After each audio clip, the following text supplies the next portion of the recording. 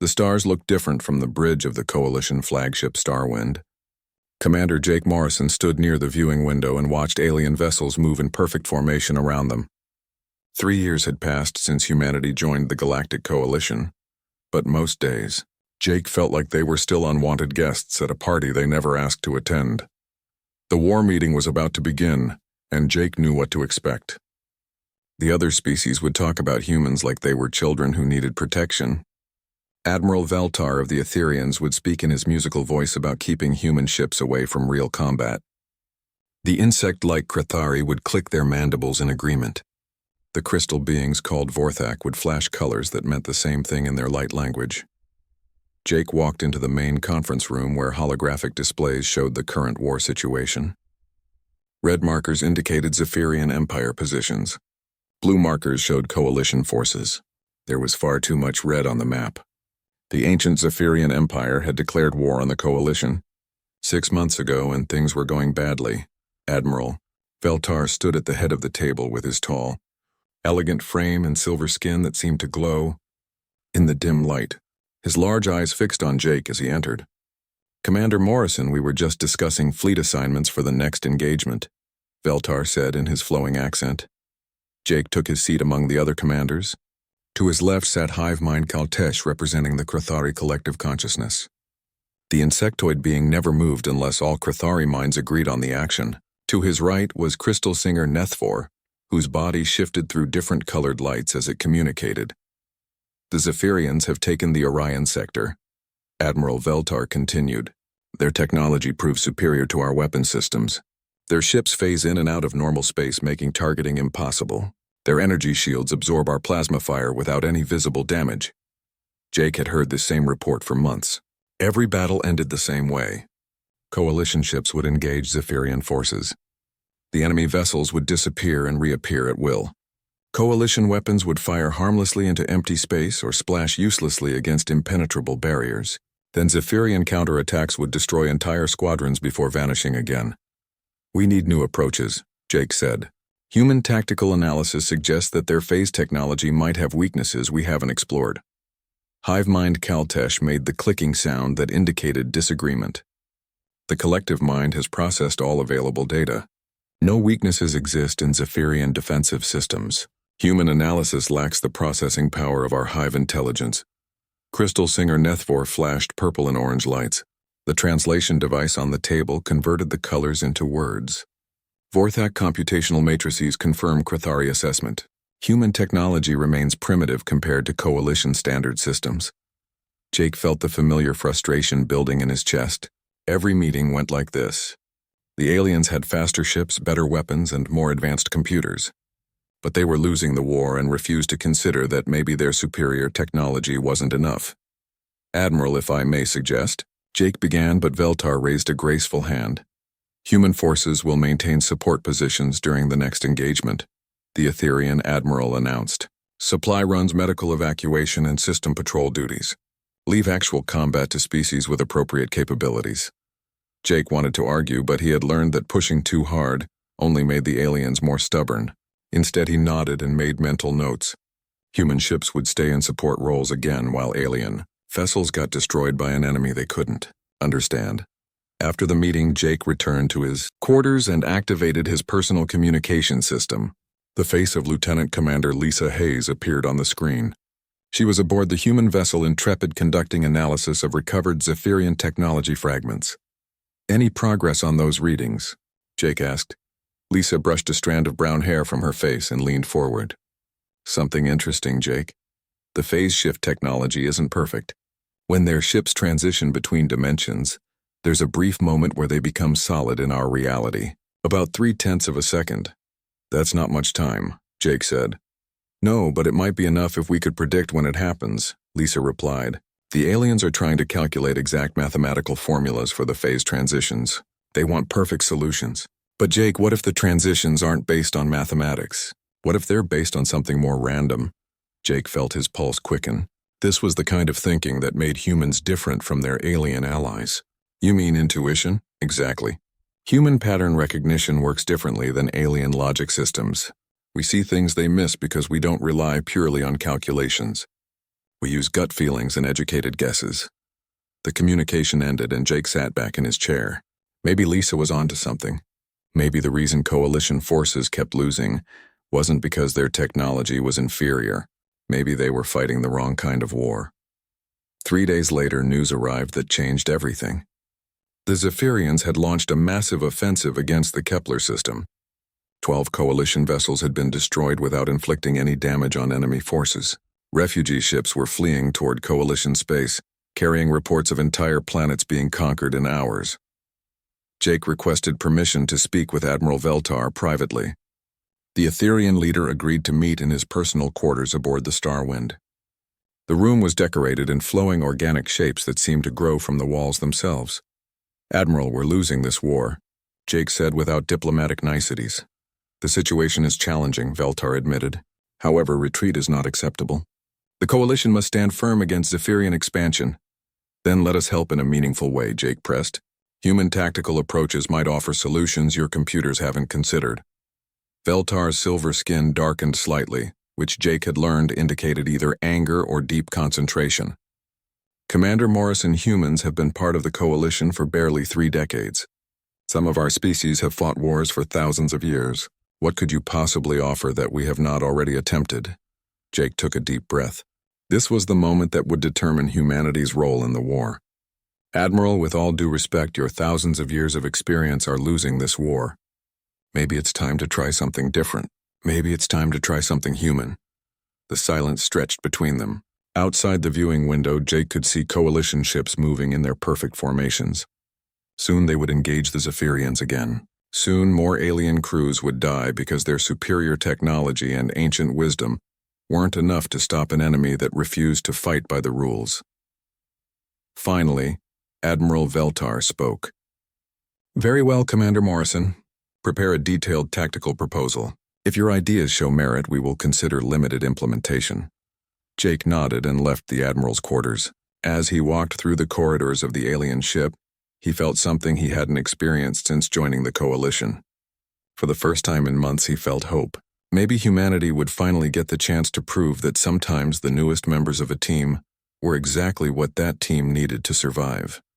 2 weeks after Jake Morrison's meeting with Admiral Veltar, the war situation had grown desperate.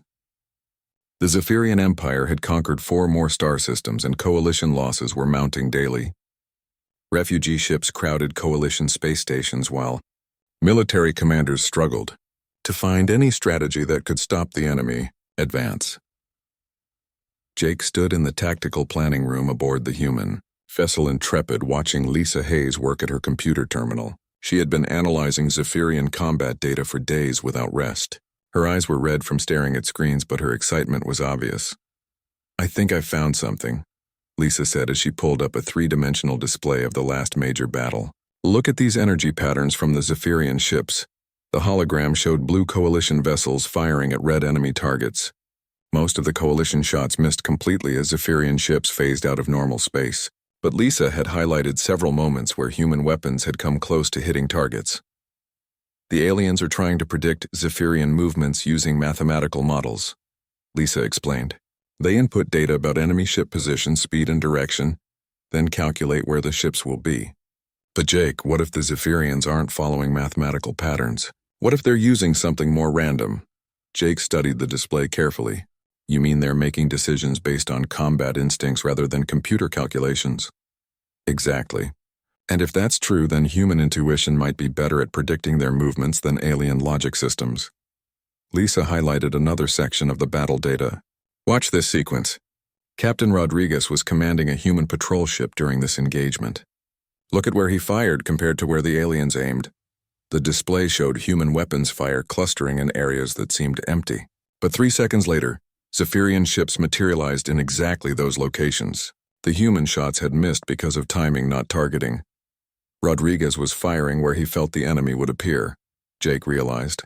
Not where computers calculated they should appear. Right. Human pattern recognition works on subconscious levels that we don't fully understand. We process thousands of tiny details and make intuitive leaps that bypass logical analysis. Lisa switched to another display showing weapon effectiveness data. Jake, what if we could train human gunners to fire not where enemy ships are, but where they feel the ships will be? Jake felt the familiar surge of excitement that came with a breakthrough idea. This was what humans could contribute to the war effort. Not better technology or superior firepower, but a different way of thinking about combat itself. Captain Dan Rodriguez arrived at the planning session an hour later.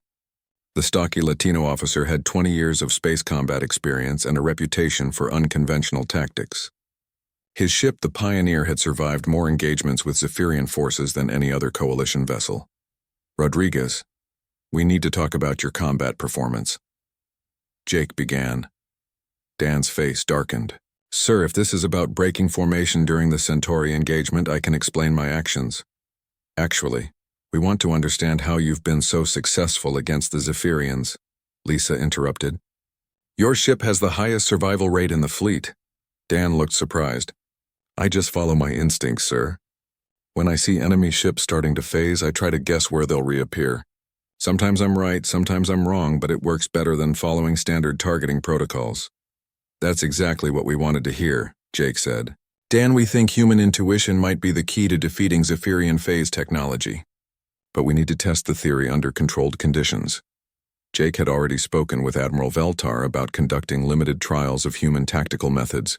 The Etherian leader had been reluctant, but desperate circumstances made him willing to consider unorthodox approaches. A small engagement was scheduled for the following week, near the contested border system of Kepler Station. The test force consisted of 3 human ships, supported by 6 alien vessels. Captain Susan Clark would command the human squadron aboard her vessel, the Liberty. Lisa Hayes had installed her new targeting system on all 3 ships, along with human gunners trained in intuitive firing techniques. Captain Clark was a 20-year veteran with steady nerves and quick reflexes. Her crew trusted her judgment completely, which would be essential for the upcoming battle. Unlike alien crews who relied on consensus and committee decisions, human crews could adapt quickly to changing situations. The engagement began exactly as expected. Zephyrian scouts detected the coalition force and transmitted coordinates to their main fleet. Within hours, 12 enemy vessels appeared at the edge of the Kepler system and began their standard attack pattern. Jake watched the battle from the command center aboard the Starwind. Admiral Veltar stood beside him along with the other alien commanders. The holographic display showed coalition ships moving into defensive positions, while Zephyrian vessels began their phase shift attacks. Standard protocols are in effect, Admiral Veltar announced. All ships maintain formation and engage targets as they appear.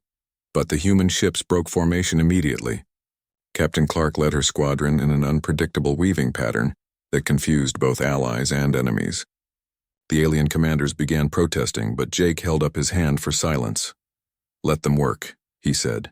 This is what we came here to test. The first Zephyrian ship materialized directly in front of the coalition formation. Alien vessels opened fire using their targeting computers to track the enemy. But the Zephyrian ship phased out before their weapons could lock on. Standard coalition tactics had failed again. Then the second enemy ship appeared and everything changed. Captain Clark's squadron was already firing at empty space where Lisa Hayes' system predicted the ship would materialize. When the Zephyrian vessel phased into normal reality, it flew directly into a concentrated barrage of human weapons fire. The enemy ship's shields flared and failed. For the first time in the war, a Zephyrian vessel took significant damage from coalition weapons. The alien commanders watching from the Starwind fell silent as the enemy ship limped away, trailing atmosphere and debris. Impossible, whispered Hive Mind Kaltesh. The collective mind calculated a 0 probability of successful targeting using those movement patterns. More Zephyrian ships appeared, and the human squadron continued their chaotic attack runs.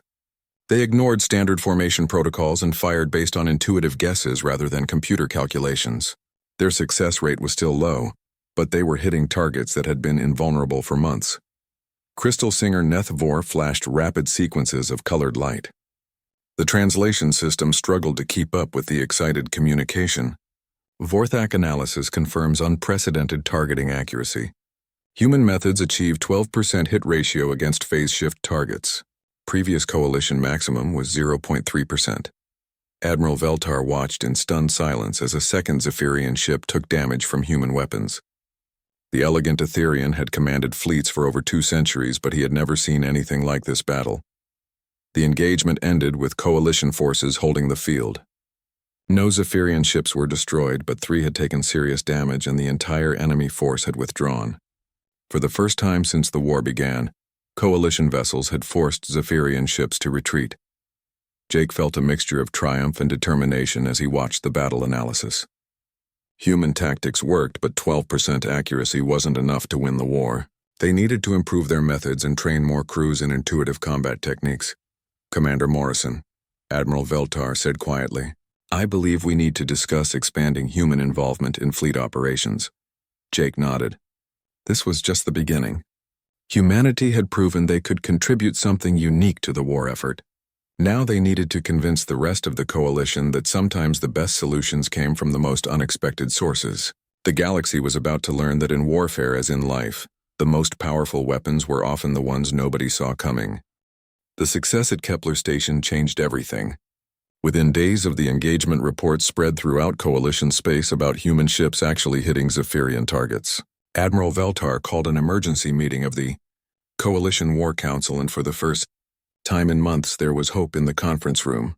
Jake Morrison sat at the strategy table surrounded by alien commanders who now looked at him with something approaching respect.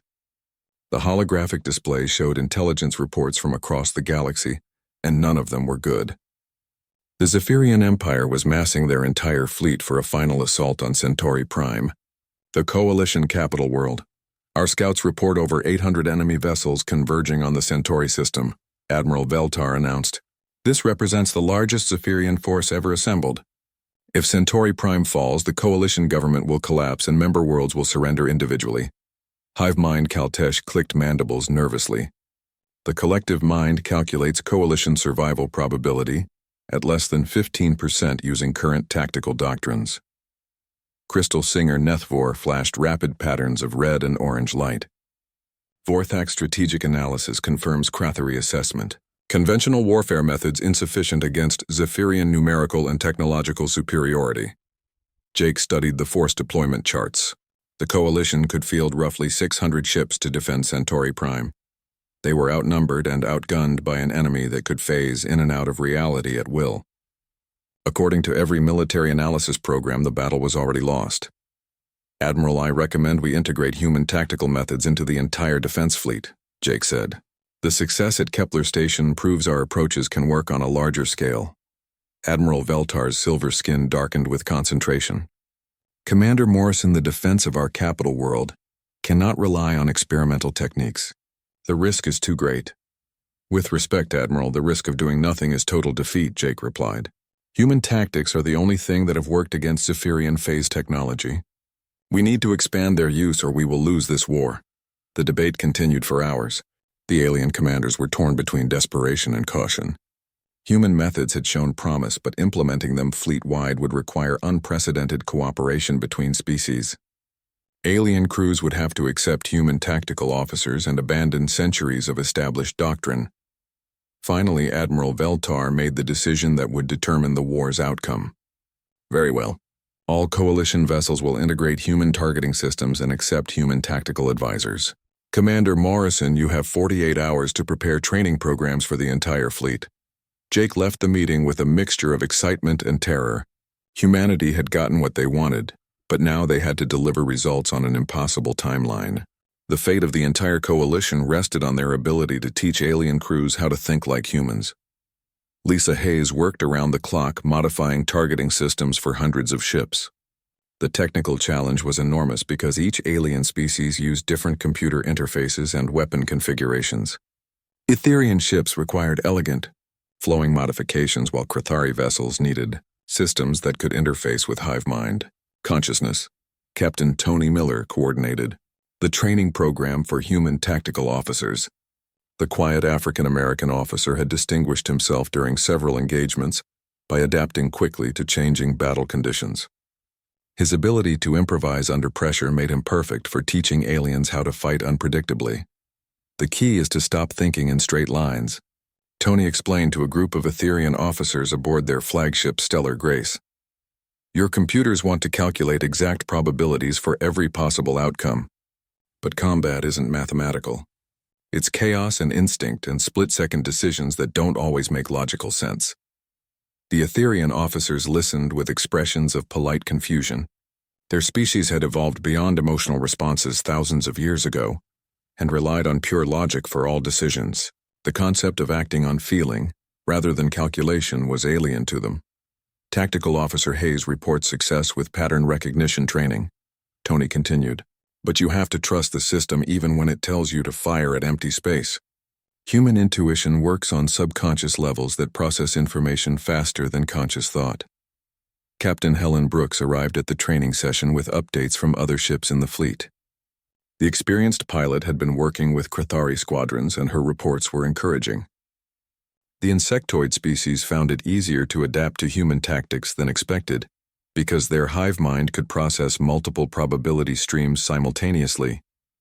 The Krathari are actually ahead of schedule, Helen reported. Their collective consciousness can run human intuition programs in parallel with logical analysis. They're achieving hit rates of nearly 20% in simulation battles.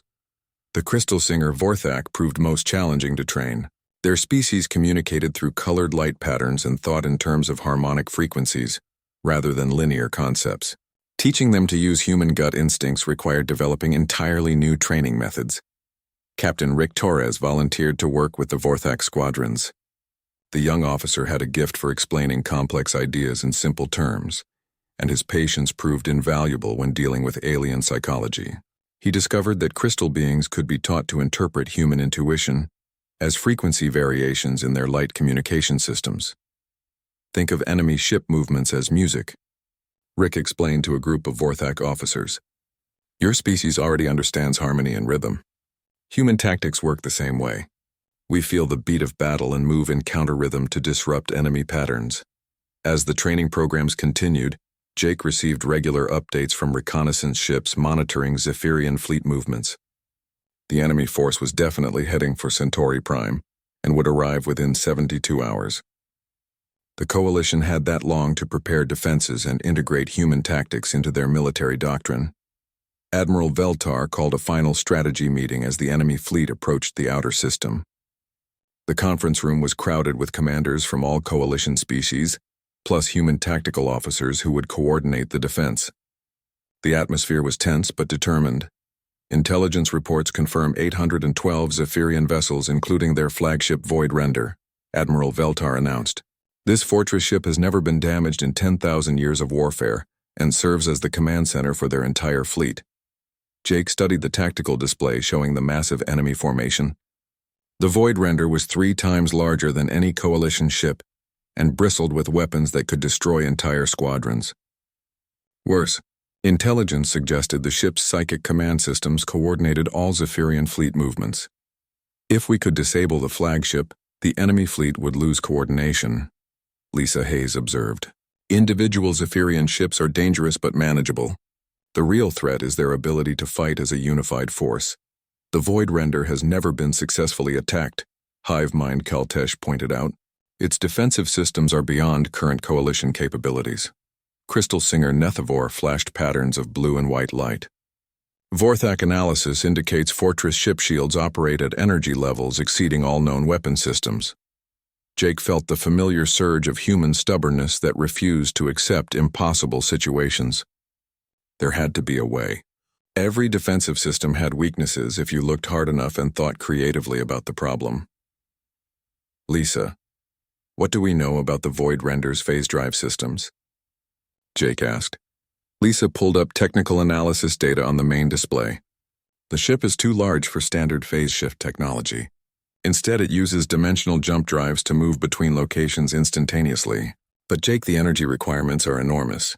The ship would need to channel its entire power output through dimensional stabilizers during jump preparation. Jake felt pieces of the puzzle clicking together in his mind. Meaning what exactly? Meaning for about 30 seconds before each jump all defensive systems would be offline while power transfers to the dimensional drive, Lisa replied. The ship would be completely vulnerable but only for half a minute. The room fell silent as everyone realized the implications. They had found the Void Render's weakness, but exploiting it would require perfect timing and unprecedented coordination. one chance to strike at a target that had been invulnerable for millennia. Admiral Veltar looked around the room at the assembled commanders. Human and alien faces stared back at him with grim determination. Very well. We have our strategy. All forces will coordinate to force the Void Render into a position where it must use dimensional jump drives. When its shields drop, we strike with everything we have. Jake nodded grimly. The plan was desperate and would probably result in massive coalition casualties. But it was their only hope of stopping the Zephyrian advance. Humanity had taught the galaxy new ways to fight. Now they would discover whether those lessons were enough to save civilization itself. The Zephyrian fleet arrived at Centauri Prime like a dark storm cloud blotting out the stars.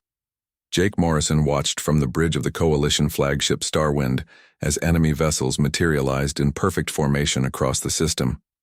800 ships arranged in geometric patterns that spoke of absolute military precision and 10,000 years of conquest.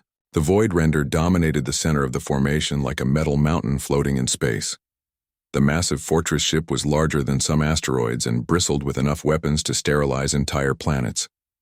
Energy readings from its hull showed power levels that exceeded anything in Coalition records. All ships report ready status, Admiral Veltar announced over the fleet communication system. His musical voice carried across 600 Coalition vessels, representing every member species. Remember the plan.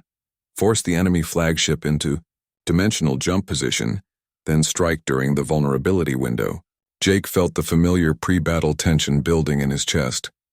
Everything humanity had worked for came down to the next few hours. If their tactics failed, the Coalition would fall, and the Zephyrian Empire would rule the galaxy unopposed.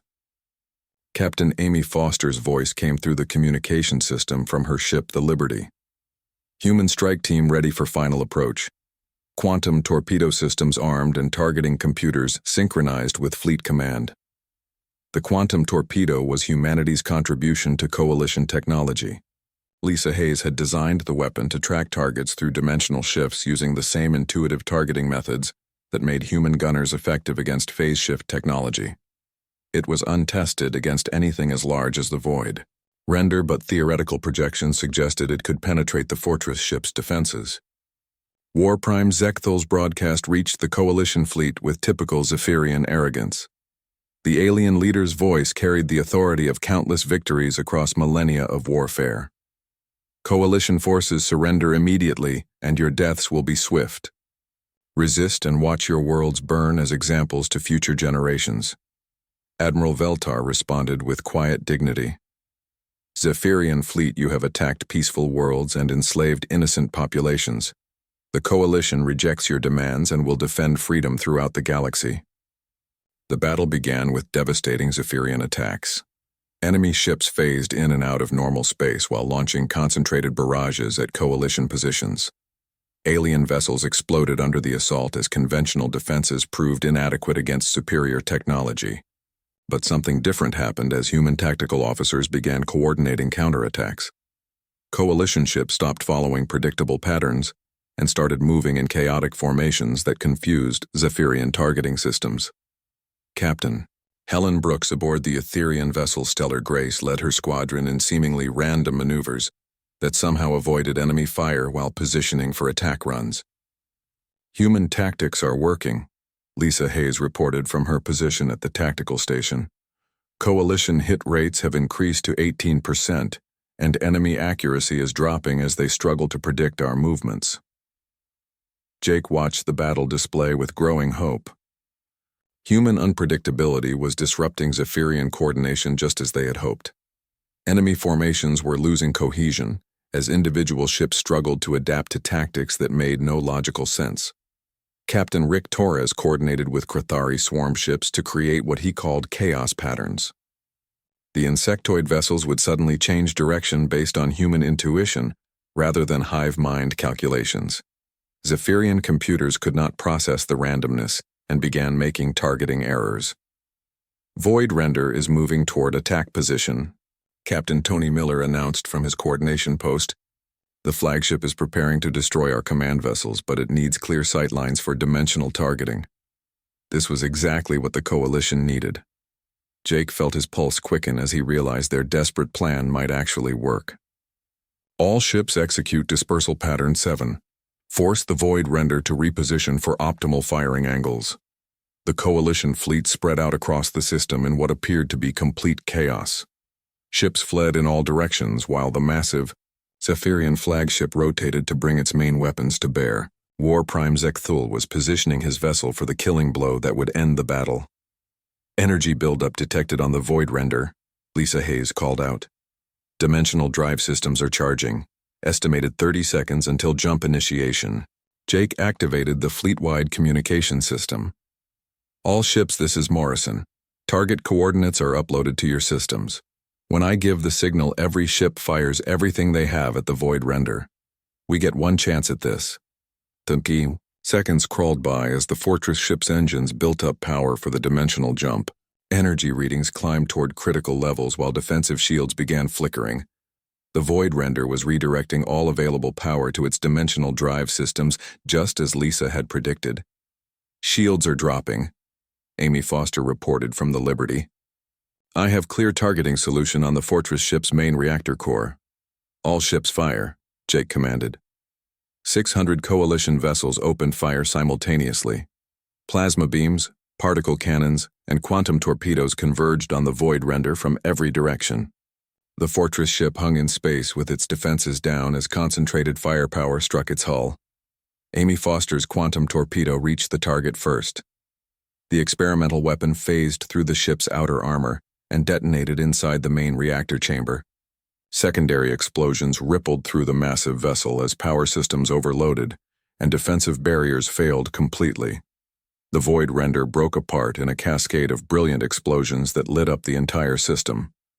Debris from the fortress ship crashed into nearby Zephyrian vessels while electromagnetic pulses disabled their coordination networks. The flagship that had seemed invulnerable for 10,000 years died in less than 30 seconds.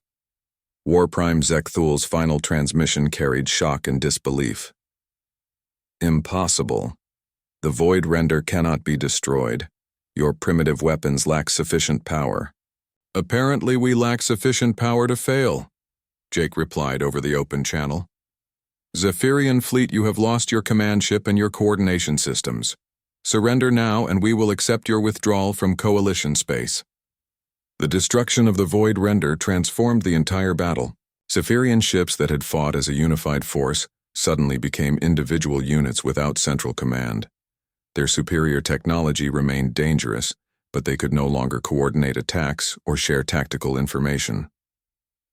Captain Ben Walsh led a combined human and alien task force against the scattered enemy vessels. His ships used chaotic movement patterns to confuse individual Zephyrian commanders, while coordinating strikes through human intuition rather than computer networks.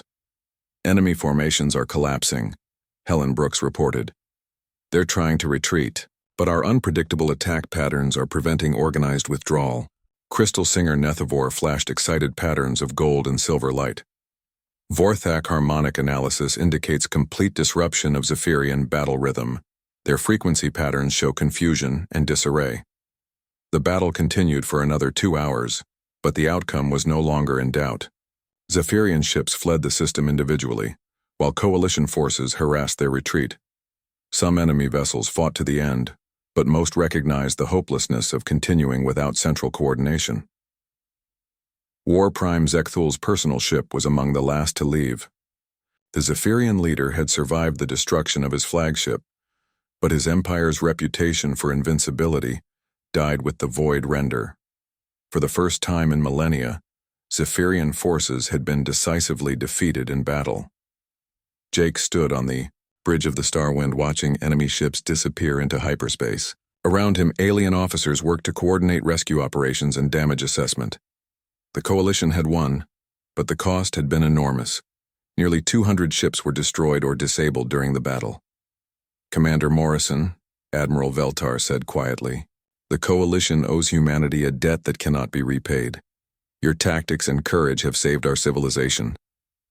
Jake looked out at the debris field where the void render had died. Somewhere in that wreckage was proof that even the most powerful enemies could be defeated if you refused to fight by their rules. Humanity had taught the galaxy that sometimes the best way to win was to change the game completely. The war was not over, but everything had changed. Zephyrian invincibility was broken, and coalition forces had learned new ways to fight. Most importantly, the galaxy had discovered that the newest members of any alliance might be exactly what that alliance needed to survive. Human unpredictability had become the coalition's greatest weapon, and the universe would never be quite the same again. The destruction of the Void Render marked the beginning of the end for Zephyrian resistance, but the war was far from over. Individual enemy fleets continued fighting across the galaxy using hit-and-run tactics against coalition forces. Without central coordination, their attacks became desperate and increasingly ineffective. Jake Morrison stood in the Strategic Command Center aboard the newly constructed Coalition Headquarters station. 6 months had passed since the Battle of Centauri Prime, and the military situation had reversed completely. Human tactical methods were now standard throughout the fleet, and every engagement resulted in coalition victories. Admiral Morrison, the Rigel Sector Task Force reports complete success. Captain Amy Foster announced from her position at the communication console. Zephyrian forces withdrew after minimal resistance. Enemy ships are avoiding direct confrontation with coalition vessels using human tactical protocols. Jake still felt strange hearing his new rank. The Coalition Council had promoted him to Admiral and placed him in command of all military operations.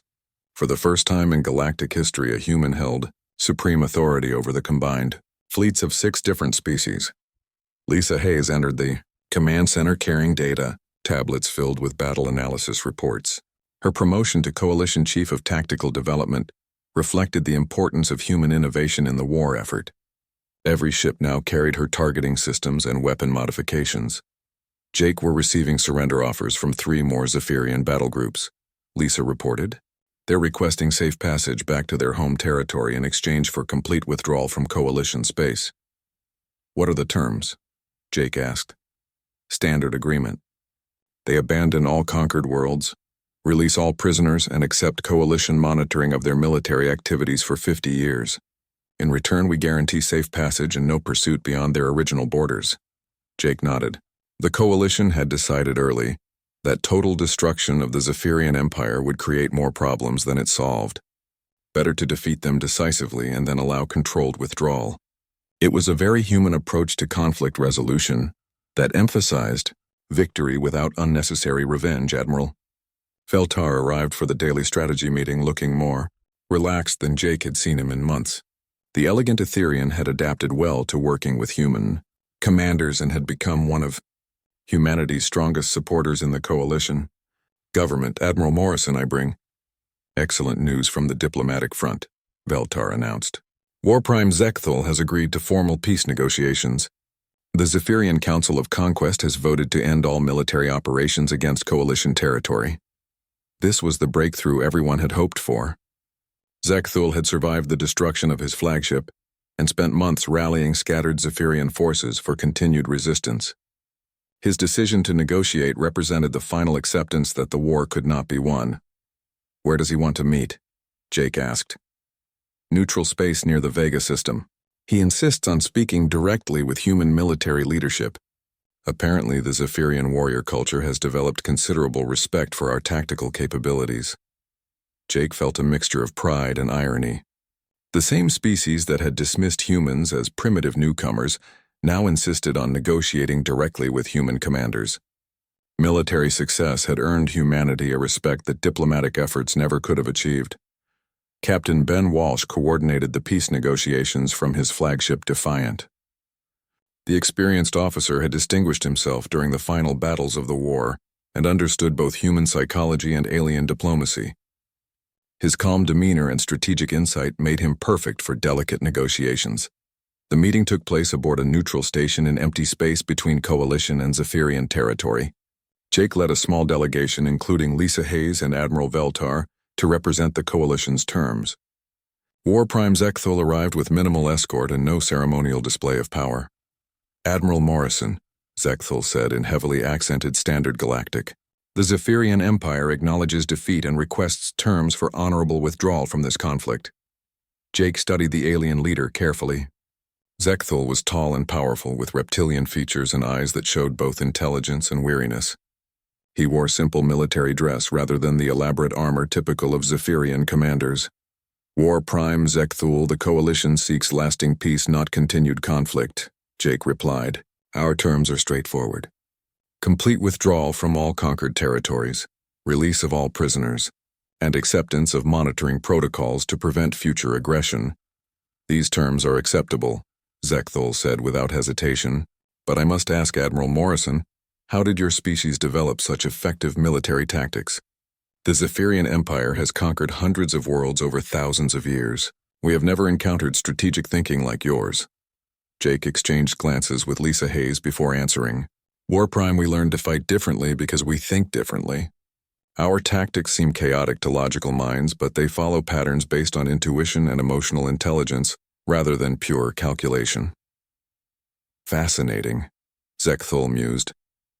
Perhaps this explains why Zephyrian battle computers could not predict human movements. Your species operates on principles we do not understand. The peace negotiations concluded successfully with formal treaties signed by all parties. Zephyrian forces would withdraw over a 6-month period while coalition ships monitored their departure. Most importantly, both sides agreed to cultural and technological exchange programs to prevent future misunderstandings. Jake returned to Coalition headquarters with mixed feelings about the war's end. Humanity had achieved everything they could have hoped for and more. They were now equal partners in the galactic community, with military leadership roles and technological influence, but the cost had been enormous with thousands of casualties on all sides. Admiral Morrison, you have a visitor, Amy Foster announced as Jake entered his office. Captain Rodriguez is here for debriefing on the final Zephyrian engagements. Dan Rodriguez looked older than Jake remembered. The veteran pilot had commanded the rearguard actions during Zephyrian withdrawal, and his ships had been among the last to see combat. His experience represented the complete transformation of human military thinking. Dan, how are your crews adapting to peacetime operations? Jake asked. Better than expected, sir. Most of the human officers are helping train alien crews in intuitive combat techniques. Turns out our methods work for exploration and scientific missions too. The Etherians want us to help design new survey protocols for unknown star systems. This represented another unexpected development. Human tactical thinking was being applied to civilian operations throughout the Coalition. The same unpredictable approaches that worked in combat proved valuable for exploration, diplomacy, and problem-solving in general. Lisa Hayes arrived with the final battle analysis reports covering the entire war. Her data showed the complete evolution of Coalition military doctrine, from rigid logical systems to flexible adaptive strategies. Human influence had transformed not just tactics but the entire philosophy of how civilizations approached conflict. Jake, look at these effectiveness ratings, Lisa said excitedly. Coalition forces using human tactical methods achieved victory rates of over 90% in the final months of the war. More importantly, casualty rates dropped by 60% as crews learned to avoid predictable patterns. What about the other applications? Jake asked. Even better. Diplomatic missions using human psychological insights have resolved 12 territorial disputes without military intervention. Scientific expeditions using human intuitive exploration methods have discovered 37 new star systems in regions that logical search patterns missed. Jake felt a deep sense of satisfaction as he reviewed the reports. Humanity had not just helped win a war. They had taught the galaxy entirely new ways of thinking about problems and finding solutions. The ripple effects would continue for generations. Admiral Veltar requested a final meeting before the official war end ceremonies. The Etherian leader wanted to discuss humanity's role in the post-war coalition and the long-term implications of military integration between species.